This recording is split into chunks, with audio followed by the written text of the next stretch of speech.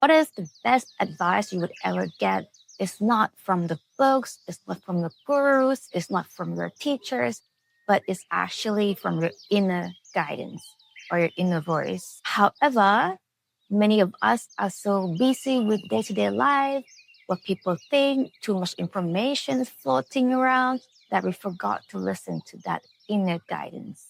85% of the global working population reported that they experience information overload, too many inputs, too many processes that instead of giving them clarity, it makes them feel overwhelmed.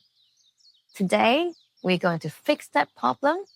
We're going to talk about how to come back to connect with ourselves, to hear our inner voice, our inner guidance again, so that we can live a life with clarity. In the previous video, I was talking about I was working in the military according to my family advice or expectation. Deep down, it was not really what I wanted to do, but because of the family expectation, I override my intuition saying, oh, it's not my thing with what was others expected of me. So instead of really living my true purpose, I was performing according to a certain set of expectation. And what happened is that I felt alienated from myself. In psychology, it's called self-alienation. It is doing something that it is expected of you instead of what is true to you. And when I kept doing it, what I thought was okay for me as I expected, I felt burnout. And because I was really frustrated, so I had to find a way to feel okay again. So I'm going to share with you what worked that got me out of the state of mind that listening to outside voices all the time to really connect with myself and have a clear direction for myself. So what is this inner voice or intuition? It is actually the intelligence system within us. It is not our mind. It's a kind of knowing deep within. Neuroscientists call this non-conscious processing. It is that feeling you know when things are right and is an integration between intelligence and emotion. Somehow you just know it's the right thing for you. And it's actually helpful because it helps you overcome overthinking. And when you listen to yourself, you follow your inner guidance, you feel good about yourself, you will have more self-confidence and self-trust in the long term. So how to hear this inner voice? The first and most important practice is still your mind. This sounds easy, but actually, if you've never done it, it can be quite challenging because research shows that average people have 6,000 thoughts per day. Most of them are repetitive and unconscious, meaning we don't even know we're thinking about it. It's just popped up. So how do we still our mind? The good news is we have very powerful tools integrated in ourselves that can help stilling our minds. First is our breath. Have you ever tried focus on your breathing? Noticing your breathing. When you breathe in, feel the air going in through your nose, going through your lung, your stomach, and breathing out. Really feel it. That is a very simple practice, but it is very powerful to still your mind by just following your breathing. You can try to sit still and be with your breathing. Feel it in and out, trying to calm your mind. But don't control your mind. If you have thoughts coming up, just notice it and let it go and come back to your breathing again. Another powerful tool is the observation. Some people are not very good with sitting still or the breathing exercise. You can try just focus on an object, maybe like a tree in front of you, the leaf. Notice how it looks like, what color, trying to be present with it. Or you can look at an artwork, something you enjoy, and really just see the texture, the color, the content of it, just focusing your mind on one object or one subject. And whatever means is good for you. Some people like to go to the gym as a kind of their meditation, whatever works for you. It is very important that you create this quiet space, just you, so that you can hear your inner voice, which is always trying to communicate with you. You just have to be still enough to hear it. Another way to connect with your intuition is to observe how you feel. Sometimes when you are making a decision, you feel like a kind of uneasiness or tightness or kind of uneasy feeling, right? That is a sign that it is not your direction. Maybe it's the body or feeling is sending a signal that is not the way to go. That's one sign. But if you are making decisions that align with yourself, you get a different feeling. You feel energized, motivated, excited. And that is another way that our inner voice is trying to communicate with us through our body sensations. You can listen to how you feel.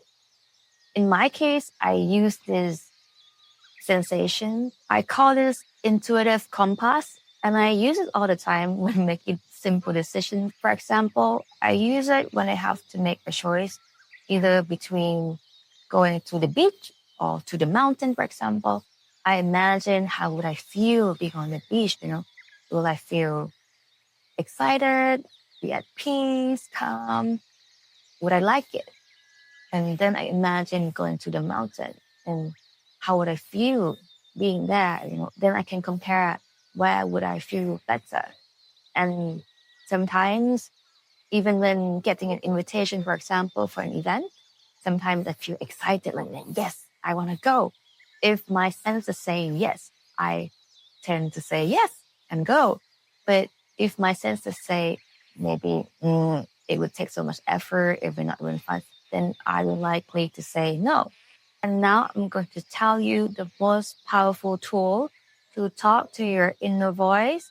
I'm saying talk to because you can actually have a dialogue with your inner voice, not just getting to listen, but actually talk to it, interaction with it.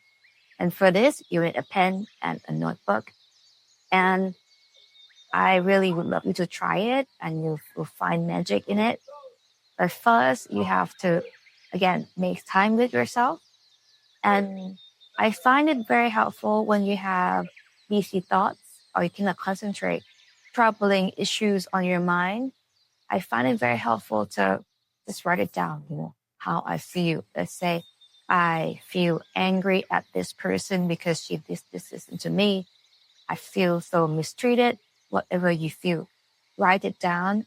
And this is called brain dump. Is move the things that are in your head onto paper and then is as if you're releasing it. You just let it go from your brain to the paper and just get it out there. And once you feel more at peace, more calm, then you can start having dialogue with yourself. You can ask questions like, what do I need to know right now? And don't think, just be still, be there with your breathing, and let your answer come out. Write it down. You may find it difficult at first, but the more you practice it, the more you can write. Basically, automatically, you will kind of intuitively know what's on your mind and you can get your answer quite easier than the first time. A question I like to use when making decisions is that, what would my best self do right now? What would the best version of me select in this situation?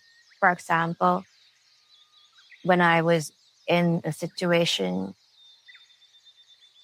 with a person who I had conflict with, I asked myself, like, what would my best self do right now? Would I get into a fight, an argument, or I would choose to walk away right now in order to calm myself down and don't react to it, but decide what should I do with it.